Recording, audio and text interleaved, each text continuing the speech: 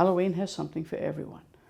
Candy for kids, costume disguises for all, chances for delicious transgression, and a safe way to face our deepest fears. Halloween has roots in the ancient Celtic festival of Samhain, meaning summer's end. People would slaughter animals for winter food. They'd mark the coming winter with bonfires and celebrations. So even then, it was a time of both death and abundance. Even today, we notice at this time of year that the days are getting shorter, the nights are getting longer, the weather's getting colder, plants seem to be dying all around us. But at the same time, there is seasonal produce in abundance. We have bushels of apples, masses of pumpkins. So it continues to be a time that's both spooky and festive.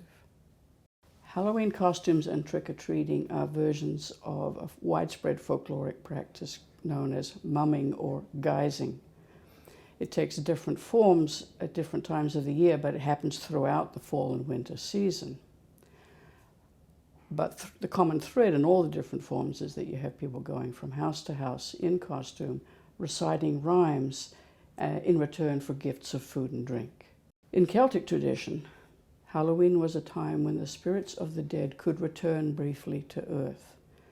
People would put out gifts of food and drink to welcome their deceased relatives if they were friendly spirits, or to placate them if they were more malicious spirits.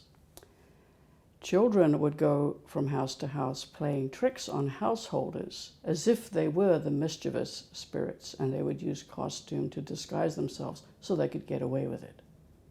And then in the modern American version, themes relating to death, the spooks, and the spirits have expanded to include anything that was dangerous and supernatural: witches, vampires, ghosts, serial killers, and so on.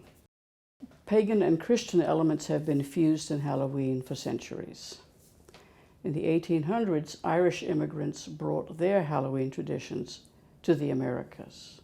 The mass media have spread elements of the American version to other countries, but each country has adapted the import in different ways. In Japan, it is all about costuming. There's no trick-or-treat. There are no elements of death or gruesomeness. The mass media never kills out local folklore. Instead, people take what they want from the import and adapt it to suit their own purposes. Some traditional elements of the season have dropped away. For instance, divination.